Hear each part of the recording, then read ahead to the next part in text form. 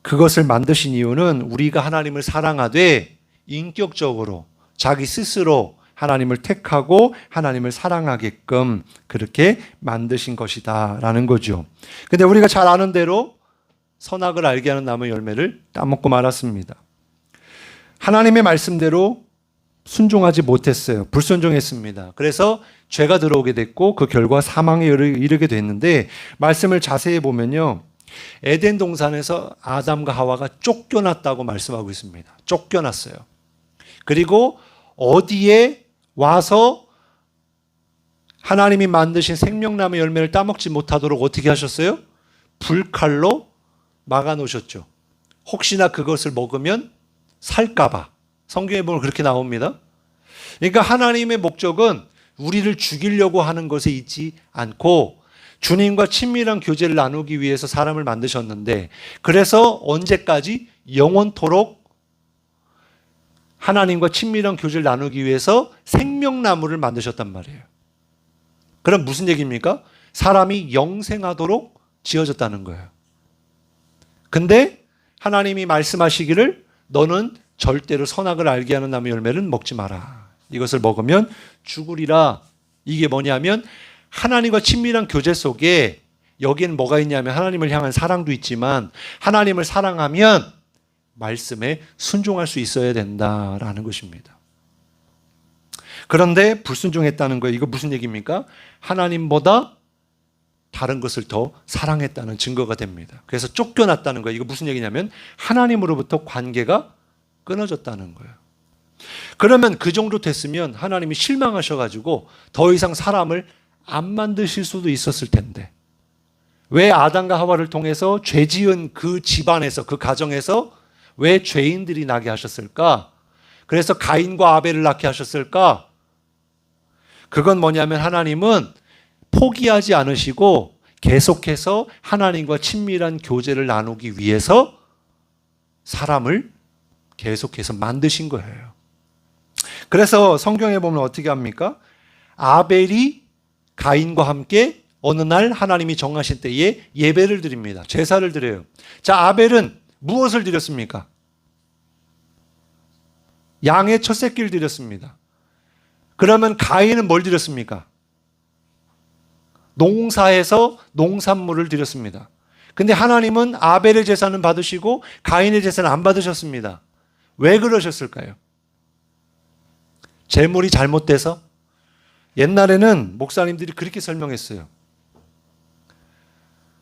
피의 제사를 하나님이 원하시는데 가인이 농사를 져가지고 그 농산물을 드렸기 때문에 안 받으셨다고 그랬어요. 잘못된 겁니다. 하나님은 그 제물 자체에 하나님은 관심이 있는 게 아니에요. 뭐냐면 아벨과 가인의 마음 속에 하나님을 향한 믿음, 그 마음을 보신 거예요. 그래서 성경에서 뭐라고 말하냐면 히브리서 기자는 이렇게 말합니다. 아벨은 가인보다 더 나은 제사를 드렸다고 그랬어요. 더 나은 제사. 무슨 얘기냐면요, 아벨은 가인보다 더 정성을 다해서 예배드렸다는 거예요. 왜 정성을 다했습니까? 내 예배를, 내 제사를 받으시는 분이 우리를 지으신 하나님이시니까 정성을 다해서 예배한 거예요. 근데 가인은 어떻게 했다는 거예요? 아벨보다 조금 못했다는 거예요. 마음이 없는 제사를 드렸다는 거예요. 시키니까 그냥 했다는 거예요. 그러니까 하나님이 뭐라고 말씀하십니까? 아벨과 그의 제물은 받으셨으나 가인과 가인의 제물은 받지 않으셨다. 예배의 첫 번째 주님이 원하시는 건 우리입니다. 우리. 하나님이 첫 번째로 받으신 건 아벨입니다. 아벨의 제사가 아니에요. 그러니까 우리가 기억할 때 하나님이 진짜 받으실 만한, 하나님이 기뻐하실 만한 예배는요, 바로 우리라는 겁니다. 우리를 받으시기를 원하신다는 거예요. 그래서 하나님은 늘 아담과 하와 이후에 믿음의 사람을 찾으셔서 하나님과 교제할 사람들을 이렇게 계속해서 생육하고 번성하게 하셨는데, 그 이후에 또 누가 나오냐면요, 에녹이 나옵니다. 에녹. 히브리서 11장 5절에 보면요. 이렇게 말씀합니다. 믿음으로 에녹은 죽음을 보지 않고 옮겨졌으니 하나님이 그를 옮기심으로 다시 보이지 아니하였느니라. 그는 옮겨지기 전에 하나님을 기쁘시게 하는 자라 하는 증거를 받았느니라 그랬습니다. 자, 에녹은요. 우리가 잘 아는 대로 죽음을 보지 않고 하늘나라로 간 사람이에요. 근데 그게 중요한 게 아니라 한번 보세요. 주님이 그를 옮기셨는데 왜 옮기셨느냐? 말씀해 보니까 그의 삶이 하나님을 기쁘시게 하는 자였다라는 겁니다. 하나님을 기쁘시게 했다는 거예요. 무슨 얘기입니까? 하나님과 동행하는 삶을 살았다는 거예요. 에녹이. 성경에 그렇게 나오죠? 하나님과 동행했더니 하나님이 그를 데려가셨다 그러잖아요. 요셉도 마찬가지입니다. 그가 하나님과 동행하였더니 하나님이 그를 축복해 주셨다고 말씀하고 있는 것처럼, 그러면 에녹이 어떻게 했길래 그의 삶을 통하여 하나님을 기쁘시게 했을까? 이게 중요한 거죠. 하나님의 친밀한 교제 속에서 친밀하다는 건 뭐냐면 그 대상을 기쁘게 한다는 거거든요. 서로에게 기쁨이 있다는 거거든요.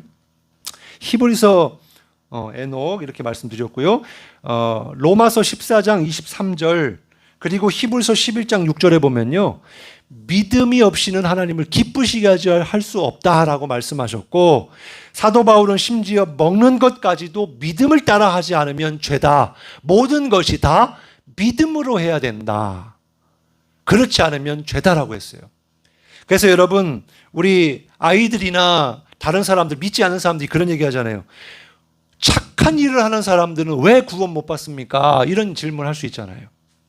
뭐 세상에 뭐 구제도 많이 하고 봉사도 많이 하고 착한 일 많이 하는 사람들 있잖아요. 그런데 교회에서 뭐라고 가르칩니까? 착한 일 한다고 선한 일 한다고 구원받지 못합니다. 뭘 해야지 구원받는다고 얘기해요? 예수님을 믿어야 구원을 받습니다. 그렇게 이야기하죠. 그래서 주님의 관점은 뭐냐면 믿음에 있다는 겁니다. 믿음이 없으면 그가 아무리 좋은 행동을 하고 선한 행동을 해도 하나님 앞에서는 뭐다? 죄다라고 하는 거예요. 그러면 이것을 연결지어서 우리가 생각해 보면요. 하나님은 우리와 어떻게 친밀한 교제를 가질 수 있을까? 또 그런 친밀한 교제를 통해서 하나님을 기쁘시게 할 수 있을까? 그건 누구를 통해서만이 그렇게 이루어질 수 있다고요? 바로 따라해 보겠습니다. 믿음을 가진 자. 네. 하나님이 믿는 자들을 통하여 친밀한 교제를 나누신다는 거예요. 여러분은 주님과 친밀한 교제를 나누고 계십니까? 날마다 하나님과 동행하고 계십니까? 믿음이 없으면 안 된다는 거예요. 내가 만일 하나님과 동행하지 않고 하나님과 친밀한 교제를 나누고 있지 않다면 생각해 봐야 돼요. 내가 믿음이 있는지 없는지. 이렇게 구약 성경에 나오는, 또 신약 성경에 나오는, 히브리서 11장에 나오는 믿음의 장에 나오는 그 믿음의 사람들을 쭉 나열하고 있는데, 노아도 보세요. 당시에 하나님을 사랑했던 유일한 사람이 노아였습니다. 하나님의 이야기를, 하나님의 말씀을 듣는 자도 유일하게 노아 한 사람뿐이었습니다. 그래서 노아와 그의 식구들만 구원받은 겁니다. 그래서 하나님이 노아를 통해서 그렇게 하신 이유는 노아는 하나님과 늘 친밀한 교제 가운데 있었기 때문에.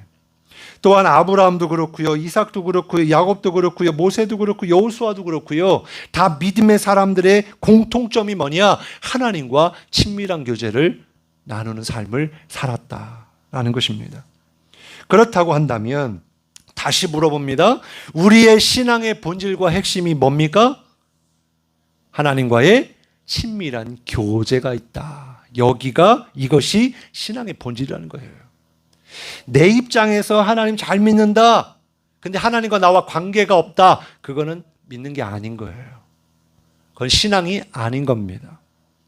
그런데 우리가 또 조금 더 들어가면 오늘 우리가 읽은 말씀, 본문 말씀을 보면 호세아서 6장 6절에 나는 인애를 원하고, 주님이 원하시는 게 뭐래요?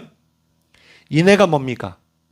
사랑이잖아요. 하나님을 사랑하는 것을 원하시고, 또 제사를 원하지 아니하며 번제보다 무엇을 원하노라? 하나님을 아는 것을 원하노라. 자, 처음에 다시 말씀드린 대로 어떻게 관계를 맺을 수 있을까? 어떻게 참된 하나님과의 친밀한 교제를 나눌 수 있을까? 그것은 하나님을 사랑해야 된다는 거예요. 하나님을 사랑하지 않으면 친밀한 교제를 나눌 수 없다는 겁니다. 여러분 하나님 사랑하시죠? 네, 하나님 사랑해서 예배 나오신 거죠? 네, 그래요. 그리고 하나님을 알아야 된다는 거예요. 우리가 보십시오. 제가 저희 아내와 결혼해서 지금 이제 7년이 됐습니다. 그런데 그 결혼하기 전에 또 결혼을 하기 위해서 잠깐 연애하는 그 전에 제가 저희 아내를 알았을까요? 몰랐을까요? 몰랐죠. 모르는데 만약에 만약에 우리 사모님이 저한테 알기도 전에 저한테 돈 달라고 하면 제가 줬을까요? 안 줬을까요? 안 주죠. 절대 안 주죠. 어떤 목사님이 그러더라고요. 누군가가 나한테 모르는 사람이 뭐 10,000원을 달라든지 10만 원을 달라면 뭐 그것까지는 줄 수 있다. 근데 100만 원을 달라면 나는 못 준다. 왜냐하면 나는 그 사람을 모르니까 못 준다는 거예요. 지금 돈을 예로 들었지만 이제 아내를 우리가 이제 삼고 저희 아내와 이제 이렇게 살면서 아내가 먹는 거, 아내가 입는 거, 아내가 가는 거, 아내가 쓰는 거, 그 모든 것이 제가 어떻게 해요? 할 수 있는 대로 최선을 다해서 다 해주잖아요. 왜 그래요? 내 아내니까, 사랑하니까, 아니까. 그러니까 살붙이고 사는 거 아니에요? 그런데 우리가 마찬가지로 하나님이 이스라엘을 택하셨을 때 뭐라고 택하셨냐면 나의 아내로 삼으셨다 그랬어요. 아내로. 이스라엘을 하나님의 아내로 삼으셨다는 거예요. 그리고 또 보세요. 예수님을 가리켜서 우리의 뭐라고 부릅니까? 신랑 대신 예수님이라고 부릅니다. 그죠? 그러면 우리는 뭐라는 거예요? 우리 신부라는 거예요. 그러면 신랑과 신부가 어떻게 해야 가정을 이루어서 연합을 이룰 수 있습니까? 사랑해야 되잖아요. 만나야 되잖아요. 알아야 되잖아요. 그래서 주님이 뭐라고 말씀하셨습니까? 마지막 심판의 날에 내가 너를 모른다고 할 수도 있다는 겁니다. 그래서 성경에 보면 요한복음에 목자는 양을 알고 양은 목자의 음성을 아나니 나는 선한 목자라 그랬잖아요. 이게 관계입니다. 관계. 관계가 뭐냐면 안다는 거예요. 알고 사랑해야 친밀한 교제를 이룬다는 거예요. 그래서 예수님은 우리를 위해서 목숨까지도 내어놓으신 겁니다. 왜요? 우리 사랑하기 때문에. 이게 바로 신앙입니다. 뭐 신앙이 어쩌고 저쩌고 교리가 어쩌고 저쩌고 막 우리가 이제 교회 나오라 뭐 신앙생활 하라 권면하면 난 성경도 모르고 난 아무것도 몰라요. 주님이 그러셨잖아요. 몰라도 된다. 몰라도 된다. 누구만 알면 된다. 주님만 알면 된다. 주님만 사랑하면 된다. 그게 핵심이라는 겁니다. 그래서 우리가 신앙생활함에 있어서 가장 중요한 핵심, 그것은 주님을 사랑하고 주님을 아는 것이다. 그런데 보세요. 여기 보면 우리가 오해하지 말아야 될 것은 제사를 원하지 아니하며 번제를 원하지 않는다. 이 뜻이 아닙니다. 이거 언어 한국어를 하는 사람들은 이 말을 잘 알아들어야 돼요. 지난 며칠 전에 어떤 교회에서 자기 누구 성도라고 하면서 편지가 왔어요. 근데 그 편지 내용인즉슨 뭐냐면 자기가 하나님의 음성을 들었고 이거를 어느 교회의 목사님한테 얘기했더니 듣지도 않고 그러면서 쭉 내용 보니까 하나님이 헌금을 기뻐하지 않는다. 헌금하지 말아야 된다. 그렇게 편지가 왔어요. 이거는요, 굉장히 편협적인 신앙이고요. 굉장히 무식한 이야기예요. 우리가 신앙생활하고 성경을 배울 때 유념해야 될 것은요, 하나에 꽂혀가지고, 한 단어에, 한 절에, 한 그 말씀에 꽂혀가지고, 다른 것은 다 필요 없는 것처럼 가면 이단이 되는 거예요. 아시겠습니까? 신천지가 잘하는 게 그거예요. 짝풀입니다. 짝풀이. 말씀을 똑 따가지고 저 말씀과 똑 연결하는 게 그 사람들이 하는 비유풀이에요. 짝풀이에요. 또 구원파는 어떻습니까? 구원파에서는요, 주기도문을 외우지 않습니다. 잘못됐잖아요. 그죠? 자기 교리와 맞지 않아요. 그리고 단 한 번의 회개만 하면 된다고 그래요. 성경은 그렇게 얘기하지 않아요. 그러니까 성경을 볼 때 처음부터 끝까지 전체적으로 거기에 핵심을 보면서 성경을 전체적 안목으로 봐야지. 그래서 어떻게 되느냐? 여러분이 신앙이 자라기 위해서, 온전한 신앙을 가지기 위해서는요, 성경 전체를 볼 수 있어야 됩니다. 그래서 목사는요, 뭘 하려고 하냐면, 제가 우리 부독교에 와서 지금 말씀 묵상을 찍고 있고 설교를 하는데요, 제 목표는 그겁니다. 여러분들에게 제가 목회하는 동안 창세기부터 요한계시록까지 다 설교하는 게 목표예요. 그러면 여러분 예배를 못 드릴 수 있잖아요. 그래서 영상 찍는 거예요. 나중에 집에 가서 시간이 될 때라도 성경을 볼 수 있도록 그렇게 제가 찍고 있는 거예요. 그리고 여러분, 우리가 찬송을 부르는데 모르는 찬송 많이 있으시죠? 지금 우리가 오늘 찬송가 33장인가요? 32장인가요? 왜 이렇게 계속 매 장마다 부르는지 아세요? 여러분 평생 동안 찬송가 600장이 넘어가는 것 중에 부르는 찬송 몇 개 되지 않습니다. 그래서 모르는 찬송가 되게 많아요. 목사도 그렇습니다. 근데 제가 이제 하나님이 주신 마음도 있고 결단해서 지금 매 주마다 찬송가 한 장 한 장씩 계속 부르고 있는 거 알고 계세요?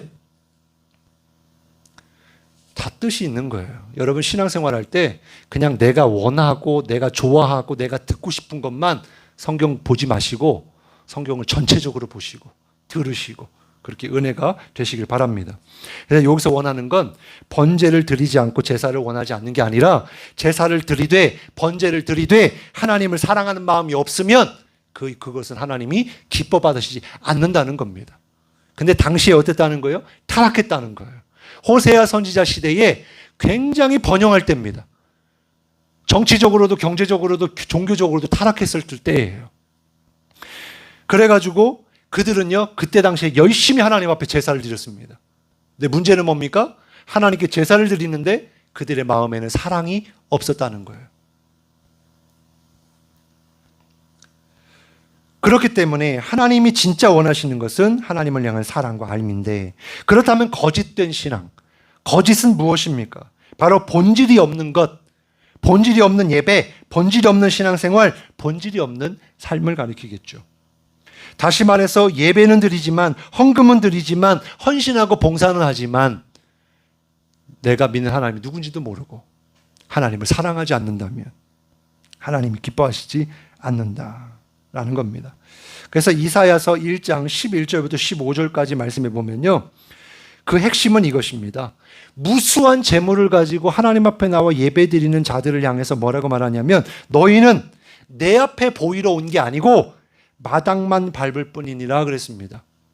마당만 밟았다는 게 진짜 마당만 밟고 갔다는 게 아니고, 실제로 이 자리에, 하나님을 예배하는 자리에 나와서 하나님을 예배하지만 그들의 마음은 하나님 앞에 있는 게 아니라 내 행위에 있었다는 거예요. 사람들에게 보이는 것에 있었고, 내가 하나님 앞에 이만큼 드립니다 라고 하는 걸 과시하기 위해서 그렇게 했던 겁니다. 그래서 뭐라고 말하냐면요, 주님이 그래요. 너희들 헛된 재물 다시 가져오지 마. 하나님이 예물 가져오지 말래. 헛된 예물은 가져오지 말래. 하나님을 가증히 여기는 것이기 때문에. 그래서 여러분, 헌금하지 말라는 게 아니라 헌금을 하실 때 믿음으로, 기쁨으로, 감사함으로, 자원하는 마음으로 하실 수 있기를 바랍니다. 그리고 또 뭐라고 말씀하냐면, 너희가 행하는 월삭, 우리도 이제 월삭 새벽 기도를 하고 있는데, 월삭과 안식일, 대회, 성회, 이 모든 것을 하는데 그들의 마음에는 뭐가 있었느냐? 악을 행하는 것이 있었다. 여기 보세요. 1장 13절 하반절에 보면, 아울러 악을 행하는 것을 내가 견디지 못하겠노라. 하나님을 예배는 하는데 나는 동시에 악을 범하고 있었다는 겁니다. 하나님이 안 받으신다는 거예요. 그래서. 그리고 또 왜 이것을 주님이 무거운 짐이라고 하셨을까? 왜 절기를 싫어한다고 하셨을까? 너희의 손에 피가 가득하기 때문이다. 다른 사람들을 미워하고 저주하고 싸우고 그리고 하나님이 원하지 않는 그런 자기의 어떤 자만함, 교만, 그러한 삶을 살아가고 있었다라는 거예요. 그러니까 주님 뭐라고 말씀하십니까? 너희가 기도를 해도 내가 너의 기도를 듣지 않겠다라고 말씀해요. 이거 되게 중요한 이야기입니다. 이것이 거짓 신앙이다라는 거예요. 거짓 신앙의 특징이 있습니다. 그것은 뭐냐면 모두 자기 중심적인 삶의 기초를 두고 있다는 거예요. 그 첫 번째가 뭐냐면 율법주의다라는 겁니다. 율법은 뭡니까? 율법이 잘못됐습니까? 아닙니다. 율법은 하나님의 말씀입니다. 주님이 말씀하시는 것은 율법주의입니다. 율법주의. 율법을 주신 목적은 죄를 드러나게 하고요. 죄를 심화시키고요. 그리스도께로 인도하는 가정교사가 되고요. 삶의 규범을 제시해 줍니다. 반면에 율법주의는 뭐냐면 율법의 뜻과는 상관없이 사람의 율법의 행위에 초점을 맞춘 거예요. 그래서 율법을 행하는 사람이 그걸 통해서 자기 의, 자기 공로, 자기 행위가 기준이 되는 겁니다. 지금도 정통 유대인들은요. 주일이 되면, 그러니까 우리는 주일이고 그들이 안식일 날 금요일 밤부터 토요일 밤까지는요. 엘리베이터를 타면 호수를 누르지 못합니다. 층을 못 눌러요. 또 안식일에는요. 그때 음식이나 먹을 걸 살 수가 없습니다. 물건을 살 수가 없어요. 왜? 유대교인 상점들은 다 문을 닫기 때문에 그렇습니다. 그래서 우리가 옛날에는 우리 교회 다니는 사람들은 주일날 다 가게 문을 닫았어요. 그리고 보세요. 뭐 또 했냐면 대중교통 이용도 중단됐습니다. 지금 그렇게 하고 있대요. 그리고 전자제품의 스위치도 켜지 않습니다. 심지어는 뭐까지 하고 있냐면 아주 정통 유대인들은요. 화장실에 가서 휴지를 말아서 끊지 못합니다. 이게 바로 그들이 정한 안식일 규범이에요. 그러니까 일하지 말아야 된다라고 하는 것 때문에 그렇게 한 겁니다. 웃기죠? 아니 화장실 갔는데 휴지도 그렇게 못하면 어떻게 그럼 화장실도 가지 말아야 되잖아요. 그러니까 이게 뭐냐면요. 하나님이 주신 안식일 규정은 그게 아닙니다. 진짜 주님이 원하시는 안식일 개념은 하나님께는 영광을 돌리는 날이고 성도들에게는 쉼을 주시는 날이에요. 하나님과 친밀한 교제를 나눈 날이에요. 근데 이게 오늘날에는요. 그 개념이 주일날만 그렇게 하는 게 아니라 전날이 그렇게 된 겁니다. 확장이 됐어요. 그러면 우리가 주일날 왜 하나님 앞에 나와서 예배를 드립니까? 그것은 뭐냐면 예배를 통해 하나님을 만나기 때문에 그래요. 우리가 평상시에 하나님을 만나냐 이겁니다. 우리가 예배를 드리는 이유는 교회를 세우신 이유는 우리 스스로가 그렇게 할 수 없기 때문에 우리는 어떤 형식을 통해서 하나님을 예배하는 것입니다. 그러나 이것은 뭐냐면 비본질이죠. 예배의 본질은 하나님을 사랑하는 겁니다. 하나님께 영광 돌리는 거예요. 그러면 마지막으로 이러한 율법주의에 빠지면 어떻게 될까요? 첫 번째로 영적 우월감에 들 수 있습니다. 왜? 내가 주님이 원하시는 대로 다 지켰으니까 나는 자신 있다 이거예요. 그러니까 영적인 우월감. 나는 너보다 낫다 이겁니다. 반면에 내가 하나님의 율법을 지키지 못한 것에 대해서 죄책감에 사로잡힙니다. 그러면 이 사람은 율법주의에 빠져 있는 거예요. 그럴 수 있잖아요. 그죠? 그리고 두 번째는 안일함에 빠집니다. 왜냐하면 요것만 하면 되니까. 하나님의 말씀이 요것만 하면 된다니까. 그래서 이걸 하면 안일해지는 겁니다. 이 정도면 됐다는 거죠. 세 번째는 형식적인 것에 매여버립니다. 말씀드린 대로 주일 성수를 한다고 했을 때 여러분 옛날에는요 주일 성수라는 개념이요 새벽부터 밤까지였습니다. 그래서 저희 아버지도 그렇지만 주일날 외식 한번 한 적이 없어요. 집에서. 아마 어르신들 그런 때 있으셨죠? 목사님들이 그렇게 가르쳤기도 했고 그리고요, 예배가요, 주일날 최소한 3번 있었습니다. 새벽, 주일낮, 저녁 예배. 그래서 온종일 하나님을 예배하는 날로 살아야 주일 성수다 그랬어요. 그랬잖아요. 그죠? 저도 그렇게 배웠고. 그런데 어느 때부터 어떻게 바뀌었습니까? 사람의 형편에 따라, 사람들의 어떤 편의에 따라 저녁 예배가 사라지고 오후 예배가 만들어지고, 이제 오후 예배도 그냥 주일 예배 한번 드리고 또 예배 드려야 되니까 그냥 안 드려도 되고, 또 코로나까지 왔고. 그러니까 너무 형식적이고 외식적이어도 나쁜 거지만, 형식적인 것이 없고 그러니까 형식적인 것이 아예 없으면 그것도 문제가 될 수 있습니다. 또한 4번째는요, 배우고자 하는 자세가 없습니다. 배울 필요가 없는 거죠. 행위만 하면 되니까. 또 5번째로 실제가 없습니다. 무슨 실제가 없습니까? 신앙의 실제가 없습니다. 능력이 없어요. 생명이 없습니다. 6번째는 믿음이 없는 거예요. 율법의 행위는 있지만 믿음은 없는 겁니다. 이게 바로 율법주의에 빠진 사람들의 특징이라는 거예요. 여러분, 우리가 이제 신앙의 본질을 오늘 나누었는데, 여러분 늘 기억해야 될 것은 하나님이 나를 먼저 사랑하셨다. 하나님이 나를 지금도 사랑하신다. 주님은 나와 친밀한 교제를 원하신다. 이것을 늘 잊지 말아야 됩니다. 그리고 우리가 하루하루의 삶이 하나님과 친밀한 교제를 이루기 위해서 살아야 된다는 거예요. 이게 바로 하나님과 동행하는 삶을 이야기하는 겁니다.